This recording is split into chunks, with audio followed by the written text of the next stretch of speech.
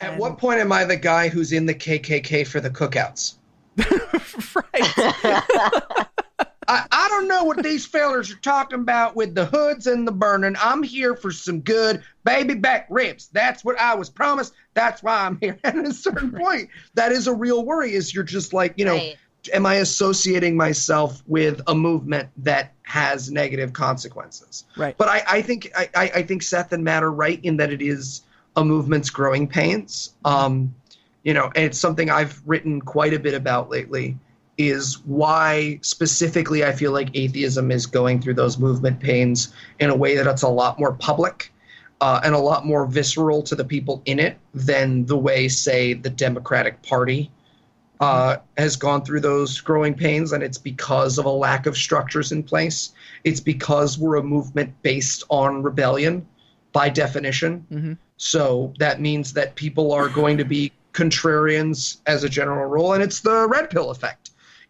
Funny as that is to say, but like the first part of atheism for everyone I've ever known wasn't like, I suppose God isn't real. I'll have a sandwich. You're like, guys, guess what I just figured out, right? You're like, it's that like, whoa, what else isn't true?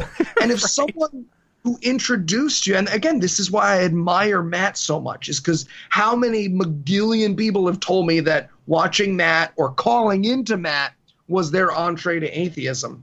Mm-hmm. And for their entree to atheism not to have twisted into this like, now, hey, welcome to the atheist experience. Now I want to take a call from a feminist. Is there anyone who wants to take a call? Right? Never. It's never, and there's a tremendous amount of money to be made to take that short dollar. Right. We're realizing now it's a short dollar too. And that's the other thing. If you're starting to despair, if you look at, whatever his name's as the crazy Canadian guy who, if we all cared about atheism, would be a total joke, but he's transphobic in a slightly smarter way, so he makes $1 million a month on Patreon, whatever his name is. Right. Dr. Jordan Peterson. Right. Him. Couldn't even literally find out. $50,000 a month on Patreon. Right. But so there's a couple of things about that. First of all, the Patreon system and the way it displays money does not depend on real dollars. So that is something that people should be aware of. Right. That's true. And he has people with a vested interest in making him look like he makes a lot of money, even if he doesn't. And he's not known as a particularly scrupulous person. Secondly, clock's ticking, right? Oh, she was going to go stop boats. And then where did it all go? Right. The money's gone. And where did the Daily Stormer go? Let me check it out. That Daily Stormer, it's gone. Right. It's gone. And that short dollar, that clock's ticking. That clock's ticking. Because look. Free market, baby. Right. It's that free market. And here's the problem. Look, they're never, the straw man is, they're coming for you. Right? They're Google's coming for your jobs. No, nobody's coming for you. But those college students are growing up. Those college students, those Yale students, those yelling Yale students. Who'd have thought the kids that went to Yale would turn out to be wealthy and want to support charities and causes they believed into? Oh, no. The internet trolls, they moved out of mom and dad's basement, and all of a sudden the money goes away.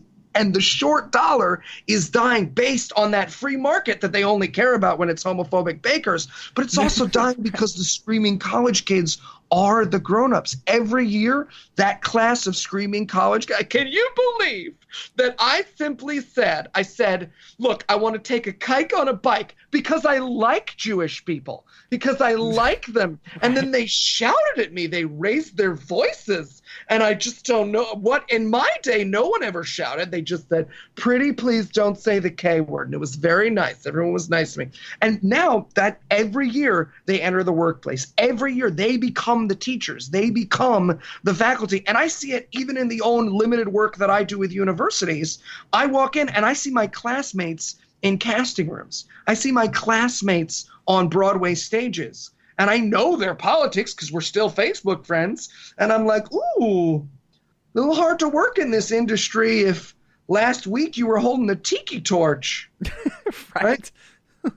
and that is a really interesting transformation that if one ever starts to despair, really helps me, is to recognize how short and stupid a dollar that is. And that every generation has gone through this, right? Everyone... I was talking to my cousins about this because I was at a wedding this weekend, and I was sort of doing the like they smear the anti-social justice, all the money they make, and my cousin goes, "Oh, well, it's like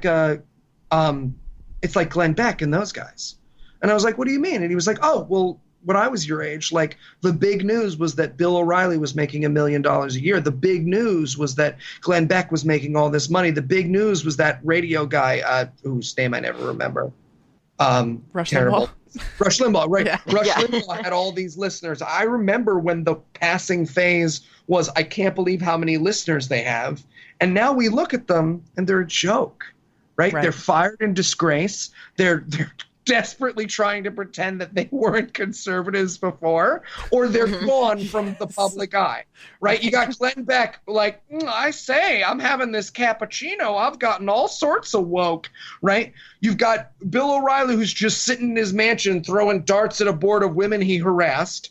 And who's the last time you've heard from Rush Limbaugh? And I'm not saying that these aren't serious characters or that we don't need to push back, but when we get caught up in the despair, it is important to remember like how quickly that is changing, how quickly that has changed even in the time since I've entered the community as a voice, right? What it meant 2 years ago versus what it means today. To hear this and more, check out the Atheist Manifesto podcast on iTunes and anywhere else podcasts can be found. If you like what we do, head over to patreon.com/The Atheist Manifesto and get involved in helping us bring about fully insurrectionary, luxury, queer space anarchism.